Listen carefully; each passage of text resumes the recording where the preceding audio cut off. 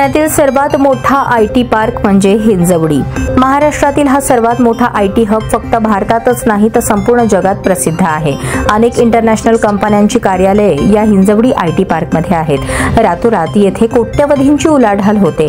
Hinjawadi IT park एक ओसाड माळरान होते। या जागेवर साखर कारखाना उभा राहणार होता।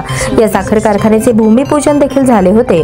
मात्र महाराष्ट्रातील सर्वात पॉवरफुल नेत्याच्या फक्त एका निर्णयामुळे पुण्यातील हिंजवडी जगप्रसिद्ध आयटी पार्क उभे राहिले। हिंजवडीतील Rajiv Gandhi Infotech park 2800 acre जागेवर पसरले आहे। महाराष्ट्र औद्योगिक विकास महामंडळ अर्थात MIDC ने हे हिंजवडीचे आयटी पार्क उभारले। हिंजवडीचे आयटी पार्क मध्ये जवळपास 1000च्या आसपास नॅशनल तसेच इंटरनॅशनल आयटी कंपन्यांची कार्यालये आहेत। 3 लाखांपेक्षा जास्त लोक येथे काम करतात। हिंजवडीचे आयटी पार्क रातोरात येथे कोट्यवधींची उलाढाल होते। महाराष्ट्रातील सर्वात पॉवरफुल नेते अशी ओळख असलेले शरद पवार यांच्या पुढाकारामुळेच हिंजवडीचे आयटी पार्क उभे राहिले। अनेकदा स्वतः शरद पवार यांनी याबाबत सांगितले। याबाबतचा एक किस्सा ते नेहमी आवर्जून सांगतात, तो म्हणजे हिंजवडी आयटी पार्क ऐवजी तिथे साखर कारखाना होणार होता। मला खासदार नानासाहेब नवले, मदन बाफना यांनी भूमिपूजनासाठी बोलवले। भाषणामध्ये मी आज भूमिपूजन जरी केले तर येथे साखर कारखाना होणार नाही।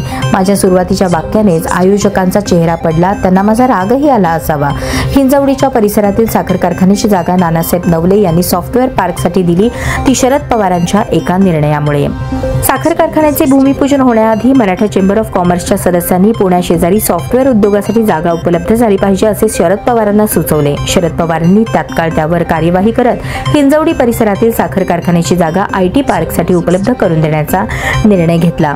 पुण्याच्या सॉफ्टवेअर उद्योगाची उलाढाल आणि निर्यात आज 2 लाख कोटींवर आहे। दरम्यान सध्या हिंजवडी आयटी पार्कमध्ये काम करणाऱ्यांना अनेक समस्यांचा सामना करावा लागत आहे।